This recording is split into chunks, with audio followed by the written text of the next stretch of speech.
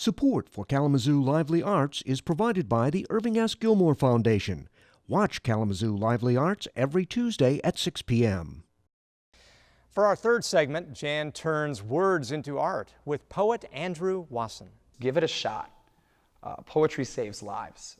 It can empower people, and it allows us to communicate and cross these thresholds and really bridge the gap and understand that we are not that much different. This is not my 8th grade English class. Found poetry is something totally different. Well, found poetry is easily done with any sort of published writing. It can be in a newspaper, it can be in a dictionary, a thesaurus, it can be lyrics from a pop song or a catchy tune from a commercial. And all it is taking the words that we see every day and choosing the ones that intrigue us and putting them in a new format to create a totally original piece of art. So for example, you can choose a word out of the thesaurus. Let's maybe choose one that reflects how you're feeling today. And if you talked about lyrics to a song, how about happy? Happy would be perfect. Happy? So let's write that down. Our word is going to be happy. Okay. Now, what I would like you to do is look up the definition of happy. In particular, pay attention to the synonyms of happy. Let's choose 3 synonyms for happy. Okay. Happy is fortunate. Okay. Excited. Satisfied. Delightful. Is that enough? 3 should be fine. Okay. Now, what we're going to do is take these 3 words. We can start with fortunate, and I want you to look up that word in the thesaurus and identify 3 more. Actually, let's do 2 more synonyms for fortunate. I would describe my poetry as a little less serious, but with the serious hook, if that makes sense. I tend to gravitate more towards social commentary. I really enjoy discussing the things that we all experience, but we kind of keep hush-hush, like those little embarrassing moments that we have every day that we hope nobody's watching, but inside we're dying of embarrassment. And using that to recognize that we all are not very different from each other. We all have the same things going on, these same silly issues and same serious issues, and that incorporating humor and honesty into that can make the more difficult moments in our lives more accessible, but also less punishing, less damaging, especially when we can use that to connect to other people and find a commonality between us. Let's see what we got here. Not only do we have 3 bigger words that represent or are synonyms of happy, we now have 1, 2, 3, 4, 5, 6, 7, 8, 9 extra words on top of that that all either relate through synonyms or antonyms, the word happy. So if we're going to create a haiku out of this, we have to hit up 17 syllables worth of words. Okay. So we've got a lot to work with.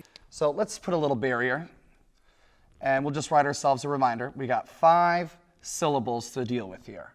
And the second line, we get 7 syllables. And in the final line, we're back to 5.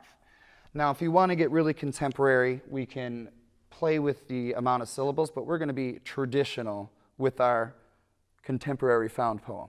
Okay. The best way to discover your own poet, your inner poet, is to just get down and just start writing.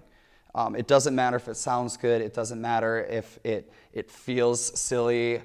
You just have to keep writing, because eventually you're going to get those few words or that one line that really captures how you're truly feeling. And that moment of honesty with yourself, it makes you really identify and see the world for what it actually is, because it's so much more than what we see visually and what we experience physically. It's also what we're feeling inside. And when you can communicate that to yourself and make something beautiful in the process, it's a fantastic, very gratifying feeling. You just created yourself a haiku. Based on the word happy. Based on the word happy. And it took us less than 5 minutes. So happy, satisfied, excited, glad, good, lucky, well, desire, Perturb, agitate. Okay. It's a lot better than happy, huh? My most recent performance piece that I've been able to kind of drum up and create is actually a found poem. And I was finally able to really start my involvement in spreading the word with our young people. I was able to work with my 8th grade language arts students, about 180 of them. Were polled with the questions what they love most about Kalamazoo and what they love most about Michigan. Kalamazoo, between the lines. Of all the wilderness you can find in Michigan, down the way Kalamazoo is alive. Simple, beautiful, a scenic, wild experience to see the city. The smiles gathered in 60-degree fall-season neighborhoods of teachers that work in the schools, enforcers of the law, and Bronson nurses. Kalamazoo is home. The cold weather church where I've been my whole life, together with all 4 seasons of friendship. And kind people live here, and lots of dogs too. The weather isn't always exceptional, but we've got our bellies, and we've got Five Guys, and our community is great, with things to do, food to eat, things to see, homes for our best friends and our families, the schools like WMU. What do I love about Kalamazoo? All of the simple and beautiful things.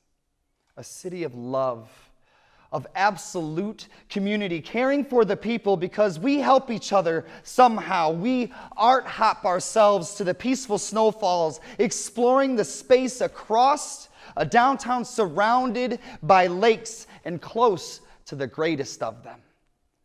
Out of everything, Kalamazoo is my home. My favorite part is when the leaves, they change, the snow falls and the rain starts, but the flowers, they grow.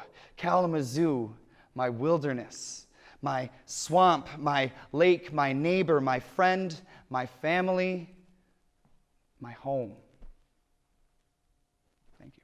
Jan, when you think of a poet, usually you're thinking of a very serious person, and he is at times, but Andrew also does bring humor into this. Exactly. He's thoughtful, but humor really is important to him, even though he's socially relevant too, as far as topics that are going on in the world around us. So you can be funny, but yet you can bring a part of seriousness into his work as well. And tell us a little bit about this found poem. No, found poem. It's a word that it's cool. I had no idea what he was talking about when we first, started interviewing him, but he's taking lyrics or words that already exist and then turning them into a poem. It's so non-traditional that it was really not what I was used to or not what I expected, when he started talking to me about the process. But yet it's very, very interesting how he puts all those words together. Great, very interesting guy. Thank you very much for that story, Jan. Watch Kalamazoo Lively Arts every Tuesday at 6 p.m.